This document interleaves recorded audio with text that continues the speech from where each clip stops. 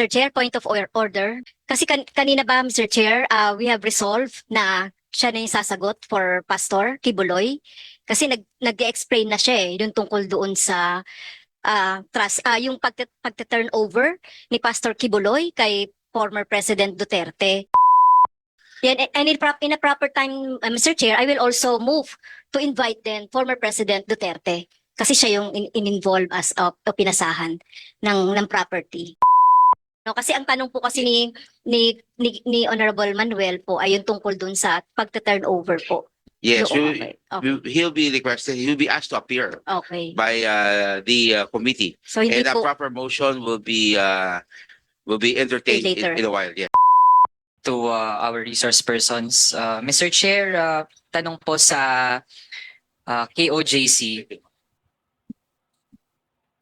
Dahil ngayon 'di ba merong executive pastor na siya ay siya din yung tinuturing na head ngayon ng Suarezug. Am I correct, Mr. Chair? Mr. Chair, can I answer the question of the good Congressman, Mr. Chair?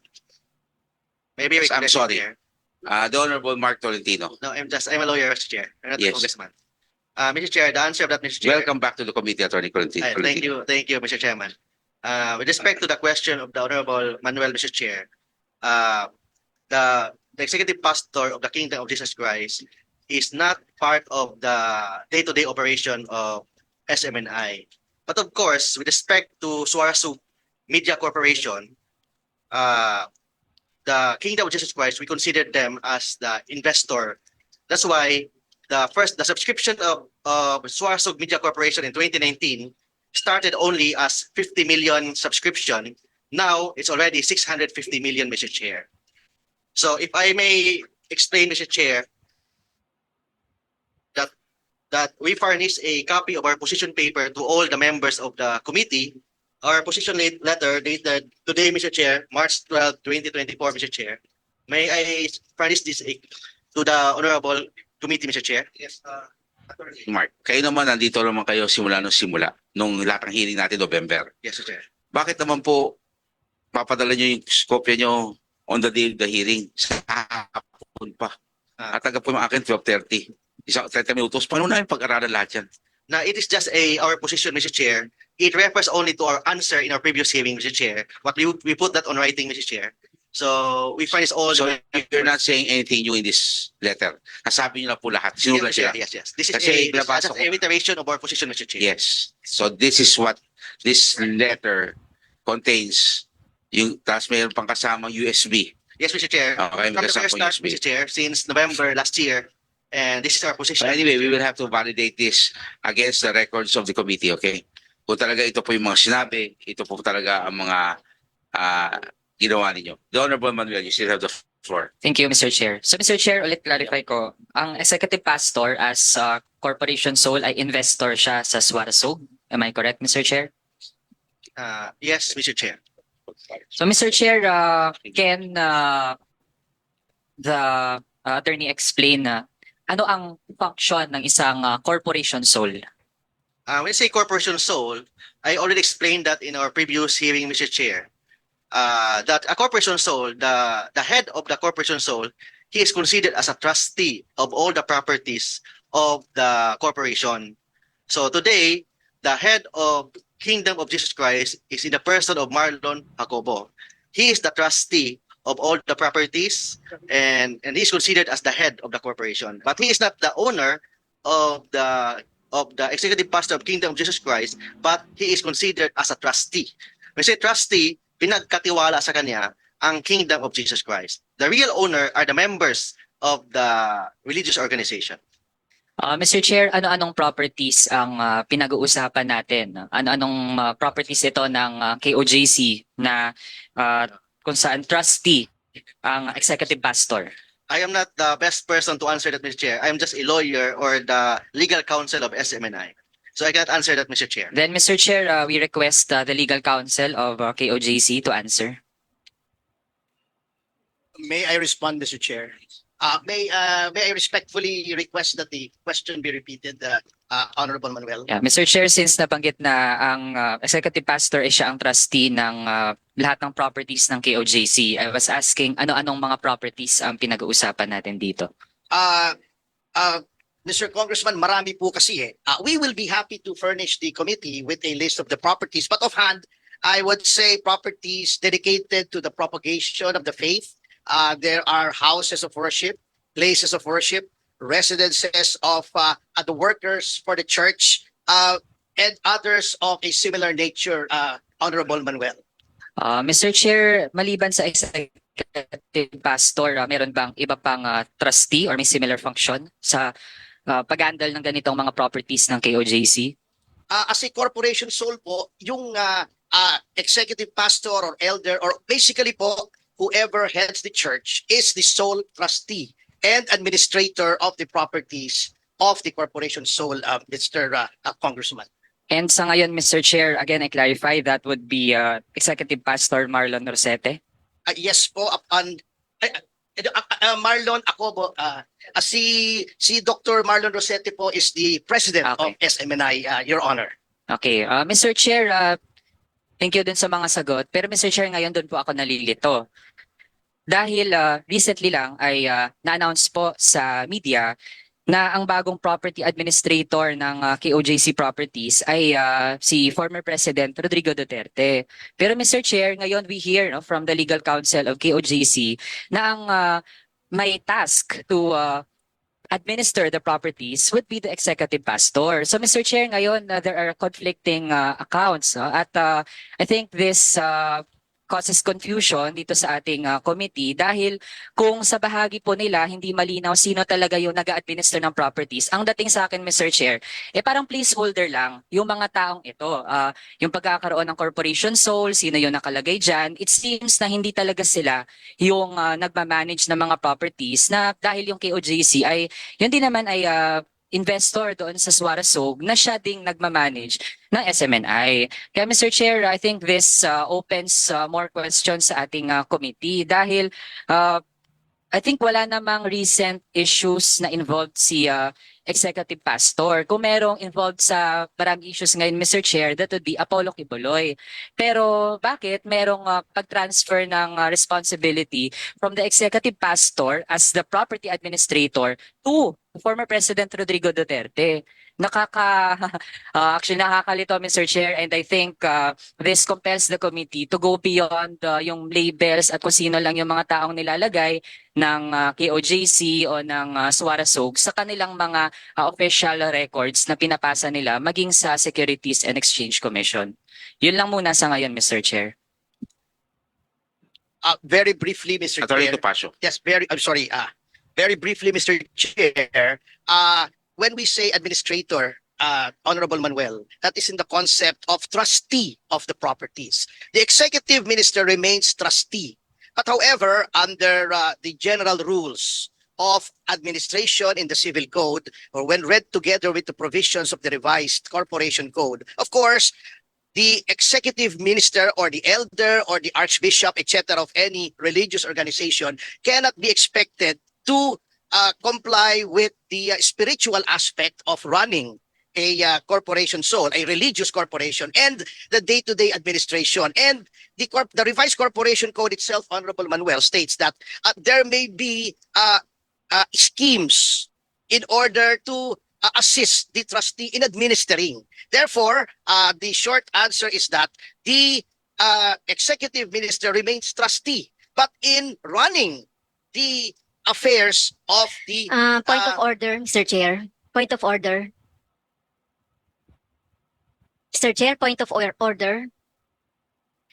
Yes, Mr. Chair, point of There's a- order. Yeah. Kasi kanina ba, Mr. Chair, we have resolved na siya na yung sasagot for Pastor Kibuloy. Kasi nag-explain na siya yung tungkol doon sa trust, yung pagta-turnover ni Pastor Kibuloy kay former President Duterte. At hindi pa siya, Mr. Chair, ang council ba pwedeng magsalita for Pastor Kibuloy? Hindi po na resolve yun kasi yung Yes. ganyan po ang Well, nangyayari, Mr. The Chair. chair allowed Yeah. already Yeah, so can we Attorney have Topacio. him yes. take So his oath? may we ask Attorney, kayo lang po, Attorney Topacio, kayo lang po. Attorney Topacio lang po. Okay. Attorney Topacio, please raise your right hand. The COMSEC, please administer the oath. Do you swear to tell the truth, the whole truth, and nothing but the truth before this congressional hearing, so help you God? I do. Okay, thank you. And another question, Mr. Chair. Is his taking of oath as representative or general counsel of Kibuloy waive already the No. the client to answer questions No, here? no, no. Kasi Ano po tanong nyo? so ibig sabihin po ba yung pag-oath at pagte-testify po ni Attorney Topacio ay wini-waive na natin Yung ano po? yung pagpunta ni Kibuloy Hindi dito? po. We've Okay. cited him po So- in contempt and we will be asking for that he be Okay, so gusto lang po nating malinaw yun, kasi ang tanong po kasi ni Honorable Manuel po ay yung tungkol dun sa pagte-turnover po. yes, Doon, okay. he'll be requested, he'll be asked to appear Okay. by the committee. So hindi And a po, proper motion will be entertained Later. in a while. Yes, thank okay, you. so hindi po yung sagot ni Attorney Topacio yung sasagot dun sa Opo. mga tanong natin. Because marami for pong Yeah, okay. dapat sagutin si Pastor Kibuloy as explained earlier. Now, hindi po lahat masagot. Kundi nga kung nasagot na Yes, Attorney Rolex tsaka ni Attorney Mark yan. Yan, and in a proper time, Mr. Chair, I will also move to invite then former President Duterte kasi siya yung in-involve as pinasahan ng property. Okay. Mr. Chair, in proper time po. Thank you, Mr. Chair. Thank you. Okay?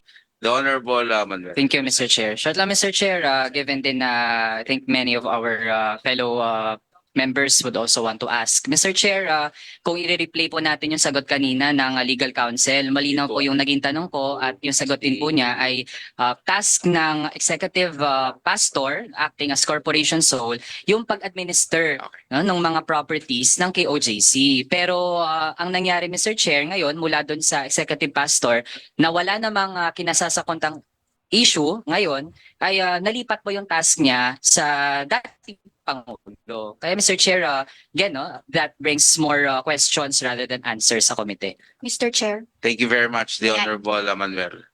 Yes. Anyway, is there another question? May I make the clarification, Mr. Chair, about the question of Maybe Attorney Topacio, can you because di po maybe can you also rise so that yes, Attorney Ambrosio. Mr. Chairman, may I also respectfully request that Executive Pastor Marlon Acobo be likewise sworn in because Please. this is his first time also, Your Honor. Yes, please. Please raise your right.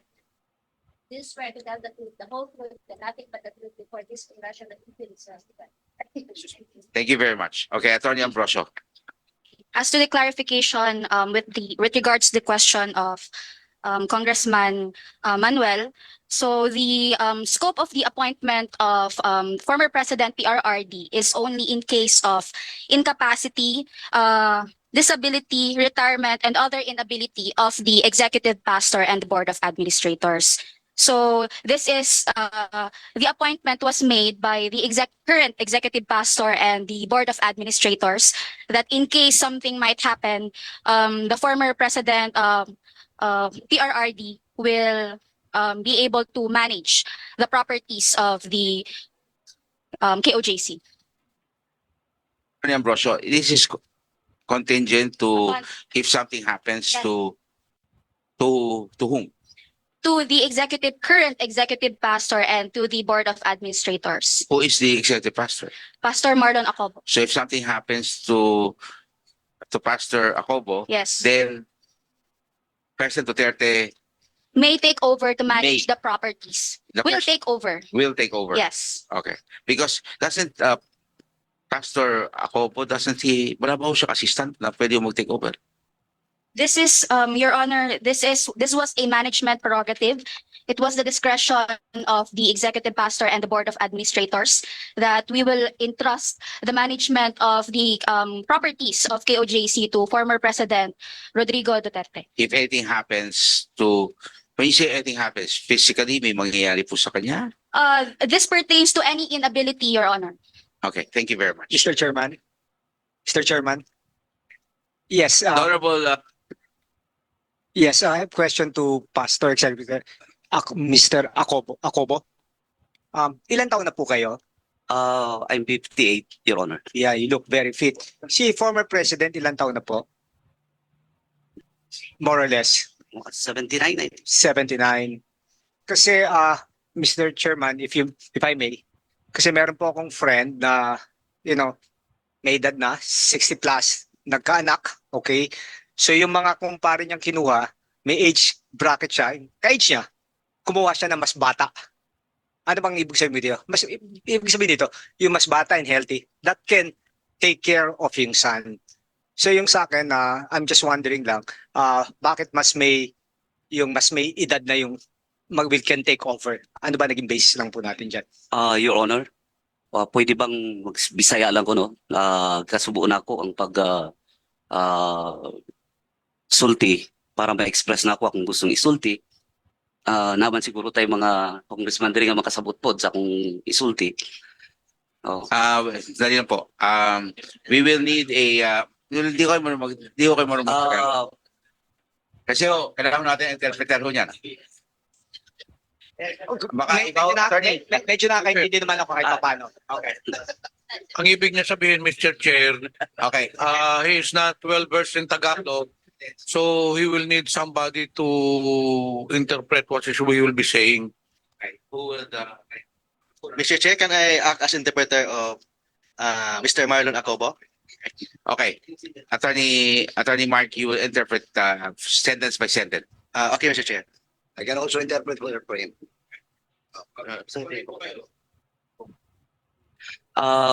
Inaani manggod ang hemtang, Your Honor, no? Ito ang sitwasyon, Your Honor. Congressman Pumarin. Nganong gipili na mo si former President PRRD na Bakit pinili, mahimong administrator sa Kingdom Properties despite sa iyang edad? bakit pinili namin si ang point PRRD? nimo, Your Honor, is ang edad. Patapusin mo to. Bakit Meron pinili, po kayo interpreter. Okay, Kaya kailangan bakit pinili mag-focus namin kayo. si PRRD? Pastor Acobo, please address your answer to the chair, not to the member of the committee. Sorry po, Thank sorry you. po. Bakit pinili namin si PRRD despite sa kanyang edad? Tungod kay si former President Rodrigo Duterte, taas ang iyang experience, lawyer siya, labaw sa tanan, suod siya nga higala sa Kingdom Ministry. Si PRRD, taas yung kanyang experience, abogado po siya, then malapit na kaibigan siya sa ministry. Muna ang reason, Your Honor. Yun ang dahilan. Thank you very much. Pastor and Attorney Mark. Maraming salamat. Okay. Mr. Chair, Yes. related lang po dun sa tanong. Yes. So is former President Duterte member of the KOJC? At ano yung naging role niya po sa KOJC in the past and present? Your Honor, dili siya member, pero ang iyang stand sa Kingdom Ministry is more than a member. Tungod kay ang iyang respeto sa ministry taas kayo. Sukat pa sa sinugdan. Hindi siya member ng ministry, but yung kanyang respeto at stand sa ministry is more than a member. Umani naman ito ng iba't ibang reaksyon mula sa ating mga netizens. Ayon kay Rugged Zerk, kahit anong paliwanag sa mga taong ito, hindi maunawaan nila ang mga sasabihin ng legal counsel ng SMNI dahil baluktot nga ang mga pag-iisip ng mga ito. Pahayag naman ni Loyloy Banek, hindi nga kayang pumunta ni Quibuloy si Duterte pa kaya, gumising ka Castro. At ito naman ang saloobin mula sa ating kababayan na si Imelda Tabacon, bakit pa imbitahan? Kapag hindi pumunta, contempt agad. Senate at Congress, bakit hindi unahin ang batas? Bakit pamumulitika ginagawa? Mga kababayan, feel free to comment below para maglabas ng saloobin sa balitang ito.